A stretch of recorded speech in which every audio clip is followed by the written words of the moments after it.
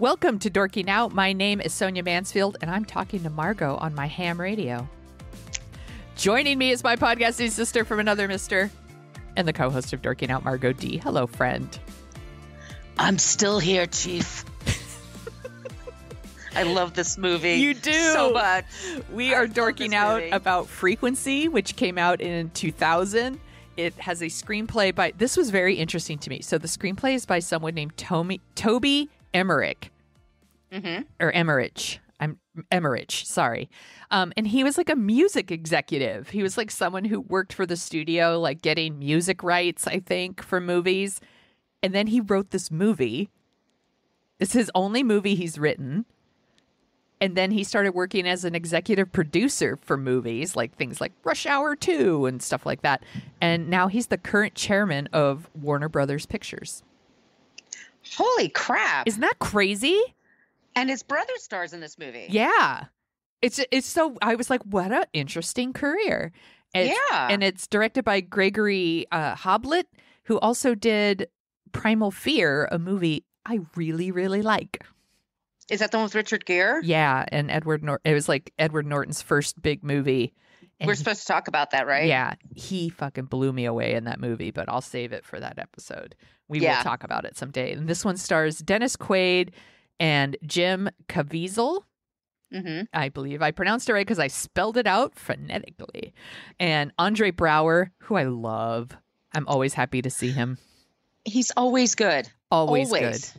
Always. And no one plays a cop better than Andre Braugher. He's so good at playing cops. He's so good at it. Elizabeth Mitchell, Sean Doyle, and Noah Emmerich. Sorry.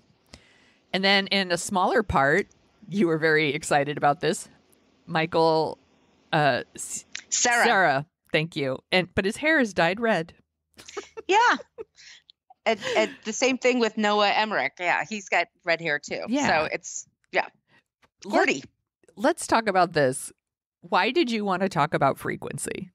Because this isn't like a movie that people are like still talking about. So I'm curious why you love it, why you still want to talk about it. I don't know what universe you exist in. In my universe, people talk about Frequency. You are hilarious. No one in my universe talks about Frequency except for you. I love Frequency. I have a good friend, actually. She's one of my best friends, and this is her favorite movie. And we do talk about Frequency. It's one of those movies that when it comes on, I just start watching it, even though I know what's happening. I like a time travel story. Yeah. I like an alternative history storyline. I like timelines being messed with. I like the father-son aspect. Yeah. I like the family relationships. It's a thriller. It's like a serial killer also. And that plays into the part. And it gives me the feels. And I think Jim Caviezel, whatever the hell he is, Caviezel, I think, okay, something of a nut now. We're finding out on Twitter, but he's gorgeous. Yeah. He's so good looking. I could just stare at him all day. So I don't know. It's shallow, I suppose. But I just find this movie super watchable, very watchable and enjoyable. It's super watchable. And I told you I hadn't seen it since the theater. I remember seeing it and liking it at the time, but it's not something I've revisited or thought much about. And then rewatching it last night, I was hit by how this movie is trying to be so many things. Yes, for sure. But I'm totally fine with that because I feel like a lot of movies try to be nothing. Like they're just like not trying at all almost. So, this movie does have like, it's almost like the first 30 minutes are this kind of like supernatural family drama. And then it turns into like a serial killer thriller. It's a very bizarre movie, but it's super entertaining and the performances are really good in it. And I just fucking love Dennis Quaid. I do too. He's always watchable. He's always interesting. I like him when he's perfect to play a guy from Queens who's a fireman. Yeah. Who's got a pretty wife and a cute son and loves the Mets and wants to get home in time to watch the World Series. It all takes place in 1969. The Amazing Mets, it's the World Series. And Dennis Quaid, what's his character? It's Frank Sullivan. Yes. Frank Sullivan is a fireman, and he has a wife and a son, like I said, and he's just living life, happy as can be. And in the movie, what first happens is that it turns out he died in a building, the Buxton Company. He died in the building fell in. And so his mother winds up raising their son, John Sullivan, and John grows up to be this very withdrawn police officer, and he's very serious. He's always in black leather jackets. He has a girlfriend that's leaving him because she basically is like, "I'm out of here. You don't talk to me. You're too wrapped up in your head." Sounds familiar. Yeah. It's going to hit close to home for some people. Yeah. And then they have and he grows up. His mother is working. She works very hard as a nurse. He works very hard as a cop, but they still miss the father. And what happens is that John's friend Gordo and his son, 10-year-old Gordy Jr., Michael Cera, find a ham radio. And it turns out that John's father was into ham radios. And I don't know if you know anything about ham radio. My dad was into ham radio. No, my dad was into CB radio. Yeah, I remember CBs. Like a Smokey and the Bandit situation. Nah, we had a ham radio. This was in the 80s. And you had to get a license for it. And it was like he and my brother John did. It was a fun bonding time for them. But the dad had a ham radio, and they find it in the closet. Gordo and Gordy find in the closet this old ham radio, and they plug it in. And John starts talking into it, and he can talk to his father in 1969. He's in present time for then, 1999. Yes. And they're talking back and forth, and they slowly realize. And then, of course, there's that, "You're a witch. You're not doing this. I'm never talking to you." I mean, it always happens, right? Yeah, it has to, because if you immediately accepted it, you'd be like, well, that's weird. Yeah, exactly. There has to be that kind of conflict. Yeah. But so what the son does, that John does, is that he tells his father, zig when you're supposed to zag, basically, and you'll live through the fire. And he does. But what happens is that it sets off a chain of events. So his wife, who was supposed to go to another hospital because her husband died, he didn't die. So she went back. She was a night nurse. She was on her shift. And in the background, we're hearing the story about this guy that kills nurses. Yes. And it turns out he kills her. And then John's lifeline is like, he actually grew up in a single parent home, but it was his father who was a widower. And he's like, well, that's fucked up. His mom was the victim of a serial killer. And the killer was never caught. Yes. So John and his father, they're like, how do we prevent her death and other deaths and catch the guy? And they give each other, he gives them some clues from the future, and the father starts tailing the guy. They're pretty much sure who it is. And it's scary. Like the guy beats him up and at this club. Yeah, you don't want anything bad to happen to Dennis Quaid. Very protective of him. I'm super protective of him. And what this is all once again, the background is that it's the World Series. And so John is able to tell him from the future what happens at each game. And he can remember all the details. He should be making so much money, by the way. He should be betting on this game. Oh, you tell his dad, this is how these are all the Super Bowls for the first 10 years. You don't even buy Apple stock and all of that stuff. Yeah. But in the future, so it comes to the future, and John is being chased around his home by the killer, who's like, who the fuck are you? And how come you could find me? And it's very scary in his house. And then all of a sudden, Dennis Quaid shows up, and he's super old. He's 30 years older, and all the gray hair and stuff, and he's got a shotgun. He blows the shit out of him. Mm-hmm. And then he says, "I'm still here, Chief." And it turns out he's both of his parents. Yes. And and the girl that he gave up before, they're together. They have, I think she's pregnant, and he has a son who's adorable that he takes to a baseball game. Oh, and so this was my favorite setup. Gordo's always talking about Yahoo stock. He missed the boat on that one. That's what he says. I know. I think it'd be so hilarious. Like Excite. That was the one. That's what I should have invested in. Right? Remember Excite? Excite. I had Excite email. Oh my god. Oh my god. I used to use Excite for sure. Yeah. And then Look Smart. There was Look Smart. I don't remember Look Smart. There was all kinds of different ones. Oh my god. And so Gordo. So in the future, basically, his parents are alive. He's a much more together person because they fixed all this stuff. Mm-hmm. He has a kid. His parents are grandparents. Elizabeth Mitchell, how cute is she? She's so cute. She's adorable. Adorable. Everybody drink. Yeah, she's adorable. And Gordo, I guess, earns a lot of money from the stock. Yeah, he's driving around in his fancy Benz with the one Yahoo license plate. Spoilers, by the way, for a movie that's like 21 years old. There's so much, like, I totally get why this movie connects with you, or why it would connect with anybody, really, because we all have people in our lives that have passed away and that we would love to talk to again, right? Yeah. And it's like, of course, like, the movie's going to hit you in a soft spot unless you're a monster. Like, because it's like, we all want that. You know, and the idea that you could somehow manipulate time and fix things, and it all ends with like a nice little bow and a happy ending, and they're all playing baseball, and it's like, it feels good at the end. It's got a lot of heart to it. It totally does. And it could be a lot cheesier, and it isn't. Like, there's just enough grittiness there. I guess that's with the serial killer stuff. Yeah.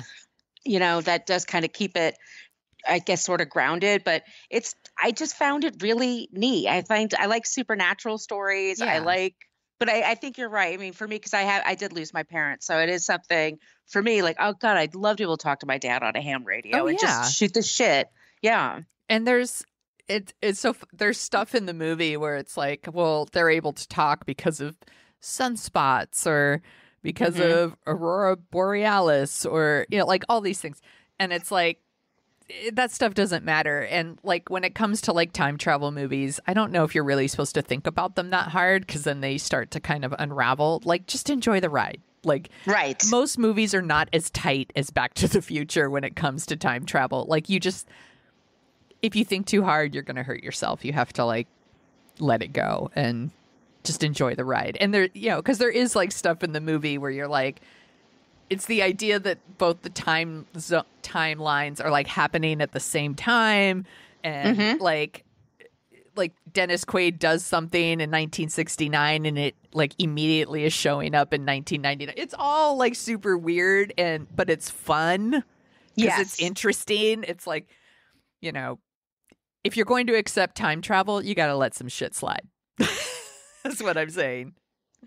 Yeah. I think the most unrealistic thing in the movie is the fact that Andre Braugher is some sort of fucking demon who doesn't age. He's a wizard. They didn't age him. They didn't. And there's this for me. Okay. He has this girlfriend, and they had an argument or something, and they live together and they break up. And so he's having these issues, you know, with the timeline, and his father's is his father dead? Now, it turns out he saved his father's life from the fire, but then it says, oh, no, but he dies of cancer in a few years because of the smoking. And anyway, he goes to a library where the girlfriend is, and he doesn't realize, like, she doesn't know him because they never met, because the timeline's been changed. So he just kind of sits across from her and starts talking to her. And this is where it's unrealistic to me, because she's like, ugh, who are you? And I'm like, most people, he's really hot. I'm like, I would yes and. I'm like, oh, yeah. Oh, honey, I'm so sorry. Let's go back to my place. Let's talk it out. You are so funny. She just gets immediately, it's like, who are you? Go away. It's also weird that the timelines are always changing, but he always remembers everything. Right. And it's messing him up. Yeah. Because he's getting new memories. You know, in some memories, he has his mother with him when he gets a car, when he's older. And some memories, it's just the dad. He's remembering the dad dying of cancer. Mm-hmm. It's on. Then he's remembering. Then he has to remember his mother being killed, and they never found her killer. I mean, there's all kinds of things he has to work through. Yeah. The average person wouldn't have to work through over a ham radio, but he does. Yeah. And it's like the supporting performances are really good. Mm-hmm. I love Elizabeth Mitchell as the mother. She's so good. She really is. Was she in Lost? Am I remembering? Yes. She was so good on Lost. Oh, she was amazing.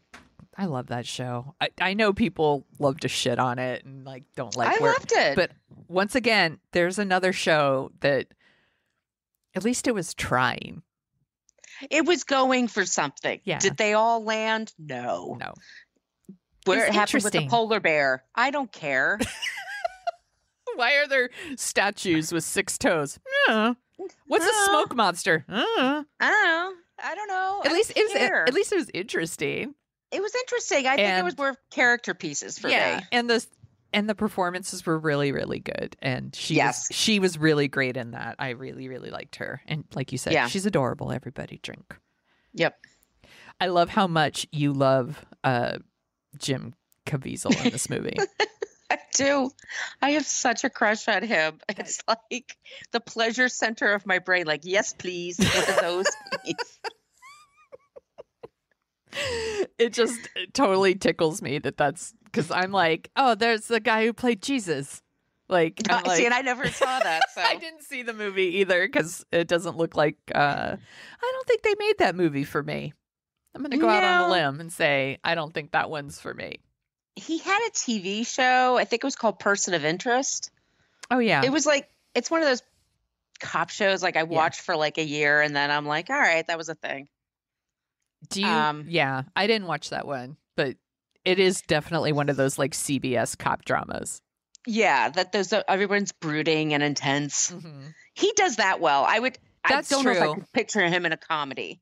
No, he's not like a funny. Seth Rogen movie. Yeah, I can't. I bet he has no sense of humor. I bet he's very serious. Yeah, I think you're right. So I lump this movie in with movies like Ghost or Sixth Sense. Like those movies don't necessarily play with time, but they do play with the idea of like, I don't know, getting closure and talking to people who have passed. Like, would you put Frequency with those movies? Do you like Frequency as much as those movies, or is? Yeah, easily. Yeah, I love those movies. I love those movies. I don't know. I find it's doing a lot. Yeah, and like it lands like 90% of the time for me. Maybe for some people it doesn't. I think it has just enough danger and suspense in it to be a thriller. I think the family dynamics are really on point and realistic. I do like the relationship between the parents. I think it's really sweet. And it's really sweet. They got each other's back. Like they really care about each other. I like the Sullivans. They just seem like a really nice family. Yeah. The son is kind of a brooding guy. I get it. He's just a bit of a sad sack. You're all, I'm here for it. I'm here for it. If I can't cheer you up, no one can. This is true. You are very good at cheering people up. Yeah.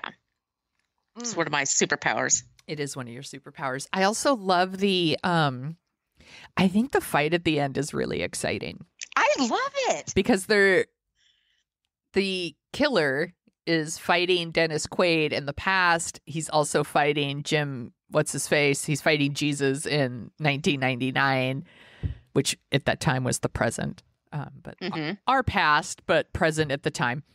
And how those fights are like interacting with each other. And I think, doesn't Dennis Quaid like shoot off his hand, and then the hand, it's this like really nasty, gross special effect where his hand kind of fucking goes, like melts kind of a little and like disappears. And I'm like, yeah, gross. Like, but it's kind of a cool fight, and I liked it. I thought it was very entertaining. I did feel like the movie, I say this about most movies, and I hate being one of those people, but I did feel like it could have been tighter. Like they could have tightened it up a little bit, but I still really liked it. What would you take out? I don't know. I just felt like it felt long to me. I don't know if maybe we didn't need all the stuff with the, even like just the girlfriend leaving, or I don't know. I just felt like if they could have trimmed it up like 15 minutes here and there. Maybe. I disagree. Yeah, I know, because you super love it. I'm a dork. You are not a dork. Okay. I'm dorking out. You are dorking out. You are dorking out. I looked up like other people that almost played Frank Sullivan. And it's a long list. It's basically like every actor that in that age range. So the first one was like Stallone, and I was like, like I don't know if I buy Stallone as in this part. Do you? Would you? I think Dennis Quaid is perfect, by the way. Yeah, there's the Quaidiness of Quaid. The Quaidiness. His Quaidiness really kind of shines, and the part needs that. Yeah, I'm looking at this list. I'm not going to read the list because it's super fucking long, but there's like a couple where I was like, yeah, like Kurt Russell could. Yes, definitely. You know, Ed Harris. Totally. Could do something like this. But then I see there's like other people like Patrick Swayze, and I was like, nah, not Patrick Swayze. And it's not because I don't love Patrick Swayze. I super love Patrick Swayze. You know, I'm like, John Travolta. I'm like, no. You know, Tommy Lee Jones. I was like, he's too old for that part. Yeah, and I don't think Tommy Lee Jones has a heart. Sorry, but I don't. I like him as an actor. Yeah. But I like him in the Fugitive. Like that's my Tommy Lee Jones. Yeah. I like him serious and intense and dropping one-liners occasionally. I don't want him. I don't think he could do the family stuff well. I'm like Bruce Willis. I'm like maybe. Yeah. You know, Harrison Ford. I felt like maybe he'd be a little too old for that part, but too old. You know, Costner. Of course. Yeah, I'm like, yeah, he could do it. You know, and then the last one on here was Jeff Bridges, and I was like. Yeah. I love Jeff Bridges and everything, but I feel like it would have been a totally different movie if it was Jeff Bridges. It might have been. Or maybe he would play it as the dude, and then...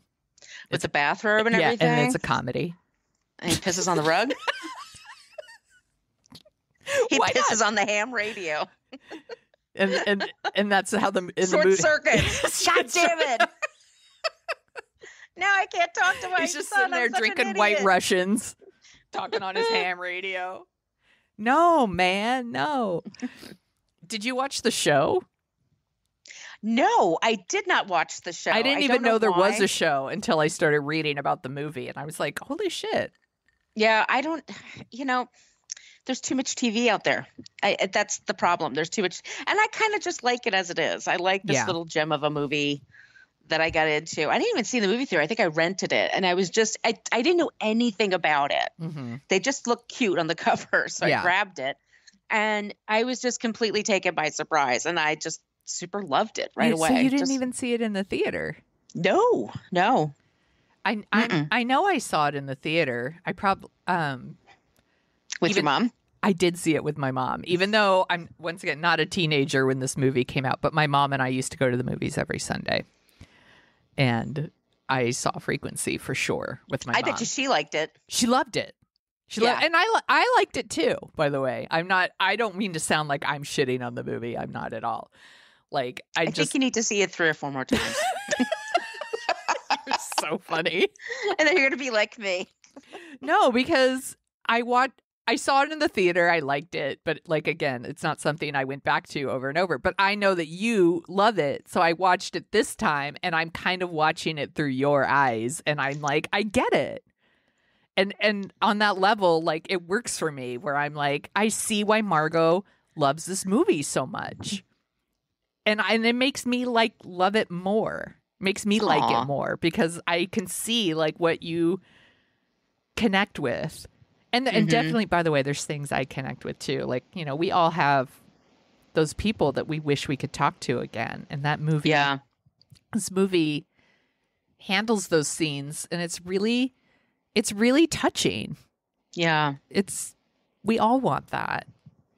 Especially with the dad, when his son, he realizes he's going to die of cancer, lung cancer. Yeah. And his son's like, I can't say it's from the smoking, but it's probably from the smoking. You really should quit. Yeah. And being told from the future, to do that is the thing that motivates him. And that's why it's so cool when he's like, I'm still here, Chief. Yeah. You're like, yay, he quit smoking. That's the real big win in the movie. Yay. He's got the patch on his arm. I love it. Yeah. It's a good one. It's a good movie, and it's streaming on HBO Max. HBO Max, baby. They're doing it well there. They are. So if you're interested in watching it, if you haven't seen it, and you have HBO Max, it is there for you. It's a shit. It is. I like it. And I'm glad that you love it. I super love it, guys. Look, it's one of those movies you can even have it on in the background.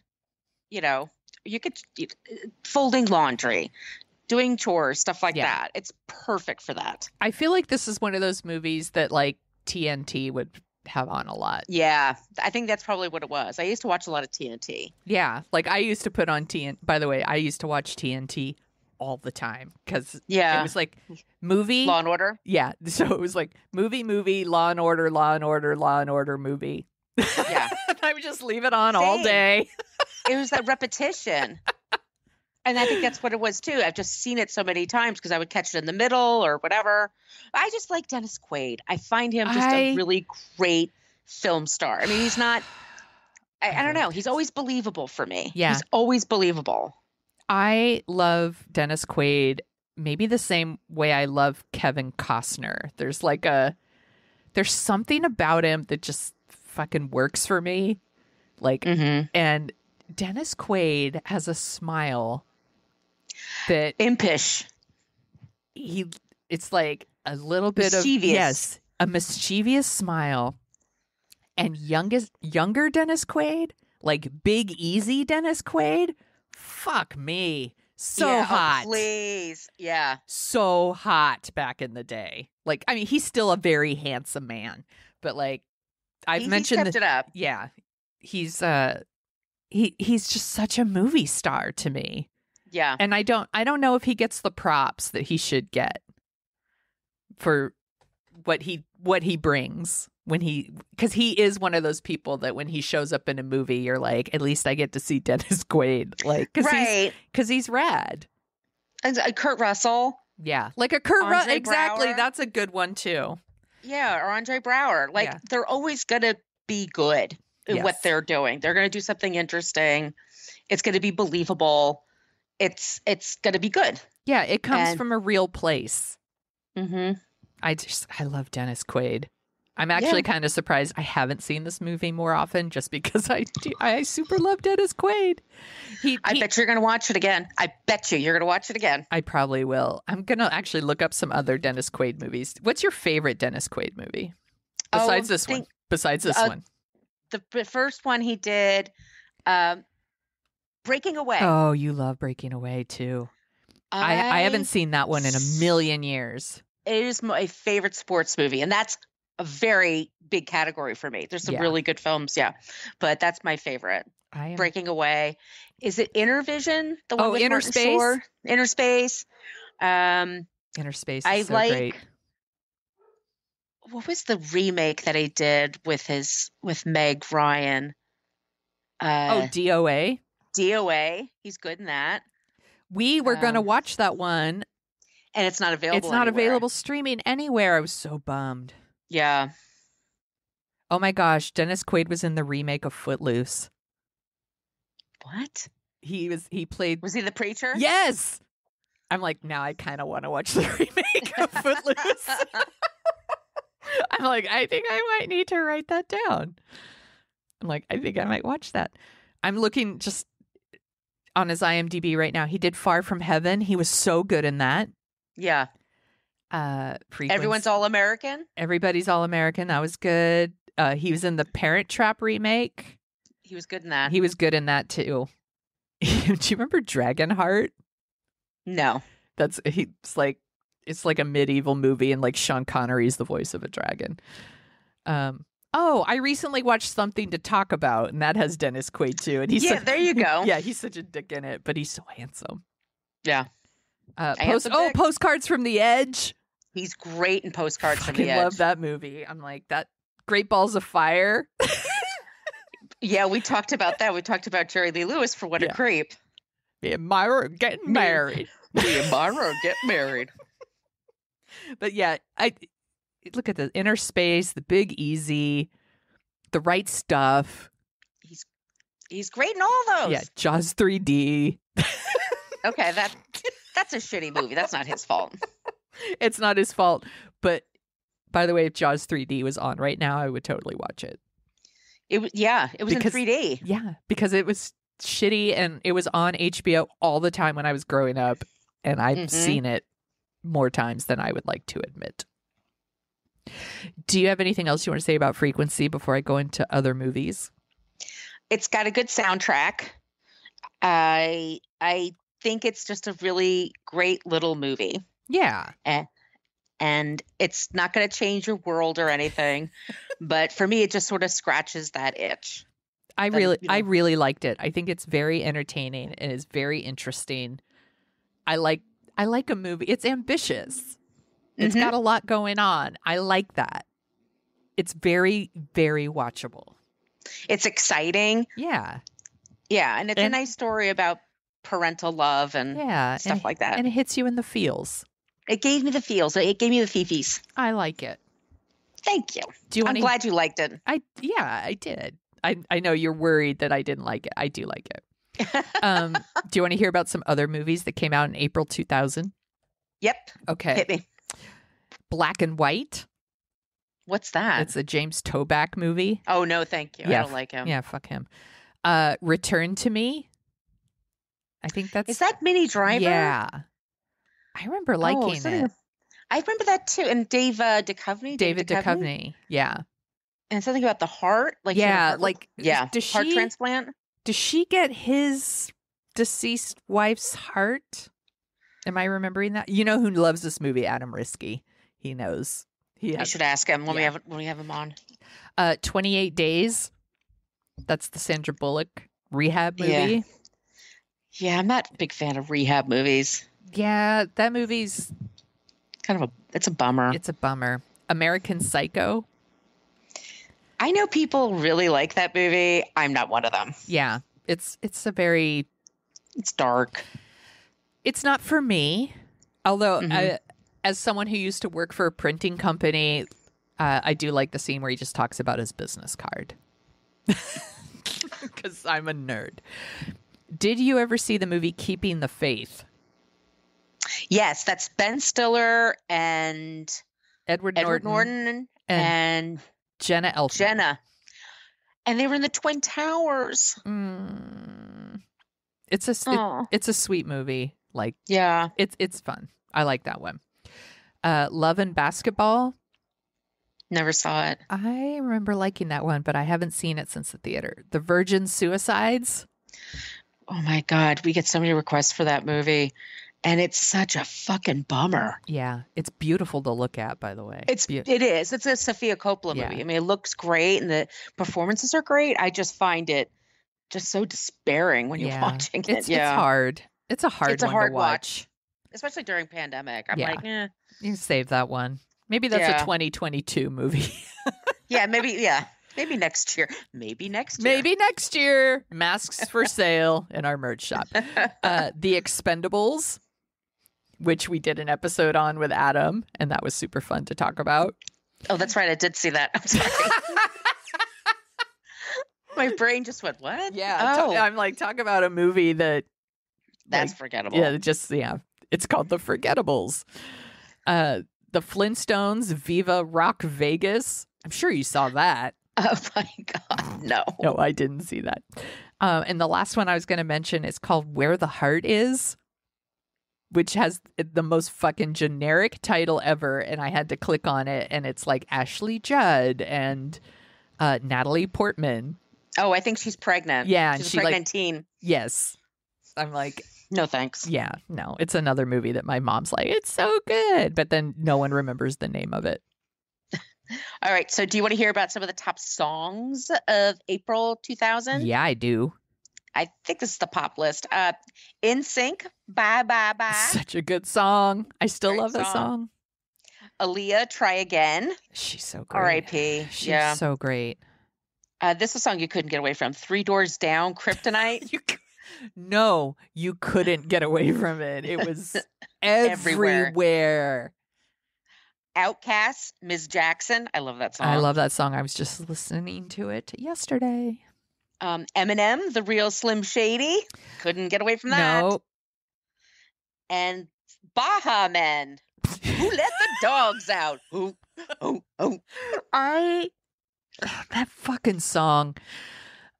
I might think of that song at least once a day. That fucking song, because I have dogs. So every day when I let the dogs out, it's like in my head, who let the dogs out? I'm like, fuck that song. Fuck it. Fuck it to hell. By the way, there's also a dog grooming company here in San Francisco, and they have a van, and it's called like Who Let the Dogs Out. And that's clever. And I see the van all around San Francisco. So on days when I don't think about the song, that fucking van reminds me of it. Damn you, Baha Man! Songs that I think about once a day that I wish I didn't. And it was like, Who Let the Dogs Out, like Mambo Number 5. Like stupid fucking earworms that just pop into my head at least once a day. Damn That's you. In 2000. Mambo Number 5. Was that 2000 as well? Mambo Number 5? I think it was, or 2001. There was a bar, and it was the basis for Coyote Ugly, the original bar. I forget where it was, in the meatpacking district. And they put that on, and me and my roommate danced on the bar stools and took off our bras. I mean, we did the, Jennifer Beals, flash dance. Yeah. We didn't flash our boobs, but yeah, we were dancing to that song and high-fiving. Oh my God, you're hilarious. And threw our bras up there. And then let's go back and do that when things open back up. Me and you. Yeah, well, in our we're like late 40s, early 50s up on a bar, like woo, taking off our sports bras. Yeah. It's gonna take a minute, just a second. Hold on. Oh, ow, okay. Ow. I threw out my back trying to take off my bra. Ow. There are times taking off my bra. I used to have the over the shoulder kind. Yeah. That I thought I would dislocate my shoulder. Because they would be so tight, and then to try to take it off my head after working out. That's a workout. That is the workout. I finally get the zip up kind because I'm like, this is bullshit. Yeah. I can't. You're smart. What else are you dorking out about, Margo? Well, because we're talking about time and alternative history, I've been really into a show that I never knew about until a couple of weeks ago, and it's called For All Mankind, and it's on Apple Plus. And it's a story that America loses the space race basically to Russia. And Russia lands on the moon first. Russia puts a flag there. Russia not only does that, but Russia has a woman as a cosmonaut. Mm-hmm. And it completely changes the space program. Because when that happens, America becomes this big bummer and they feel defeated. And then they're worried that they're going to make a space station up there and they're going to zap us. So America's like, fuck that. We got to put on 20 missions, Apollo missions. We got to get there and keep getting there. And it's alternative history, obviously, through the 70s. And then the following, that's season 1. Season 2, it's in the 80s. And it's super interesting because like I said, they change, the timelines change and the presidents change. And they have, for example, the U.S. hockey team in 1980 losing to the Russians. No. Right. But the switch off is John Lennon wasn't killed. Yeah. Well, that's pretty good. So I think that's a fair trade. That for me. Yeah. But would you prefer to live in any of these alternate realities as opposed to this one? Well, it's interesting because for me as a woman watching it, there's just a lot more women involved in the decision making as a part of the crews, as a part of everything. It's super nice, but it's still scary and it's still, a lot of so the Americans go on the moon, spoiler, for years and years and years. And then finally somebody gets the idea like they should be armed up there in case the Russians come back. And then there's a thing that happens. And it's like, that bullshit could happen. You know, it's just, it's more aggro in their timeline. But for me, it was like, it's just nice to see women as, you know, bad managers and bad people and stuff. It's just women. It just doesn't matter that they're a woman. I like it. Plain kicked. Yeah. I just found it really compelling. And I do like an alternative timeline. I love NASA shit. I could watch stuff about that all the time. I've seen Apollo 13 like 100 times. So I just find that interesting. Good. That's it's good. Such a good movie. It really is. Yeah. You mentioned this to me off mic and so I put the show on my list because I think I would like it too. Yeah, I think you really would. And it's like Nate Cordry's in there. Oh. There's some really interesting actors in there. And it's like 8 episodes apiece. Yeah. And it's just real, like, it just good. You know, they spent the right money on the right things. It looks real. And I just find it really enjoyable. All right. It's on my list. I'm definitely going to check it out. I have 2 things. The first one is, we were talking about this right before we recorded. I've been listening to Movie Therapy with Rafer and Kristen, and I love it. It's a podcast in which people write in and say, like, you know, I'm going through a separation, or I have empty nest syndrome, or, you know, whatever's going on with their life. And Rafer and Kristen recommend movies to them to help them get through it. And I've just been really enjoying it. Like, first of all, they're awesome and they're smart and they make very interesting recommendations. It's not going to be like your typical recommendations. Like, we were talking about the woman who's separated from her husband and they recommended fried green tomatoes. And we're like,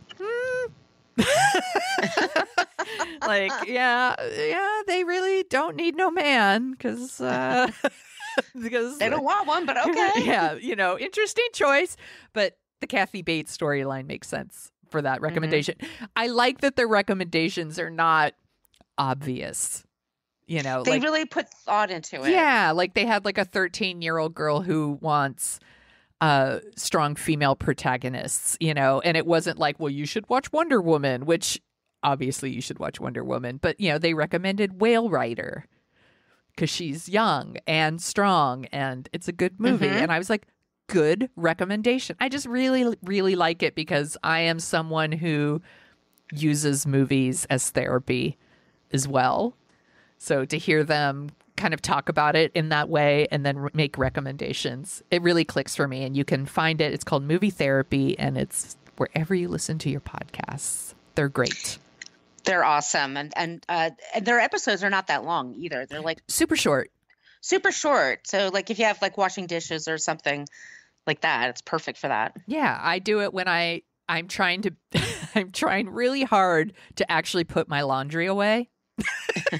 And it's like the perfect podcast for putting the laundry away and not just leaving it in the basket for 2 weeks, which is what I usually do. And I also wanted to mention that I have started watching like episodes of 2020 on Hulu.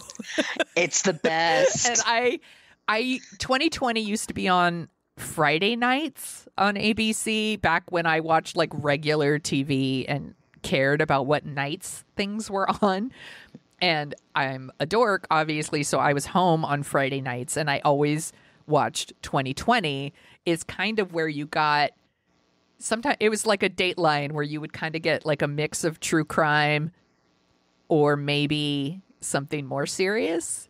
Or pop culture. You know. And I mean, I was always drawn to the true crime ones because obviously. But I told you I watched the episode they just did about where they revisited the Menendez brothers. And it was fascinating to revisit that case now as an adult, knowing the things I know now. Right. And the complete lack of empathy I had for them back in the day. I did not believe them back in the day. I was like, that's bullshit. They're just fucking greedy assholes. And now watching it, like, there is a very compelling case that their father really did sexually abuse them and that they were really messed up people. And we did not give them the resources they needed to, like, we just were like, bye, and just threw them in jail and like threw away the key. And I think that, I don't know, it was worth revisiting. And I like that we're doing this. I like that we're revisiting things like that. Like recently there was the documentary about Britney Spears. And I think we should be doing this. We should be learning from our mistakes. So 2020 is on Hulu and it's fucking rad. And I'm going to keep watching them because, I don't know, it scratches an itch for me. We like saying that, scratch an itch. Yeah, I do like scratching an itch because it feels good. It does. Margo, where can people find you on the internet? On social media, you can find me at Brooklyn Fit Chick, and that's for Twitter and Instagram. And if you like the sound of our voices, and I'm sure you do, because only a monster doesn't, you can also listen to us at What a Creep Podcast, where we talk about creeps of the past and present, maybe the future. And we end every episode with someone who's not a creep, so that you don't think the world's a whole dumpster fire. And we have a private Facebook group. You can go in there and type in What a Creep Podcast, and some dorks are in there too and like to talk about dorking out, so please do. You can find Dorking Out Show at dorkingoutshow.com and Dorking Out Show on Twitter. And you could go to our basic Facebook page if you want. That's where people go to complain that I swear too much. We're not really interactive there, though. And you can find me at thesoniashow.com and The Sonia Show on Twitter and Instagram and sometimes TikTok, where I'm there to ruin it for the kids. I'm sorry. I'm about to have a coughing fit. Oh, no. I'm sorry. Margo, you need to quit smoking. Quit smoking, Margo. It's making it worse.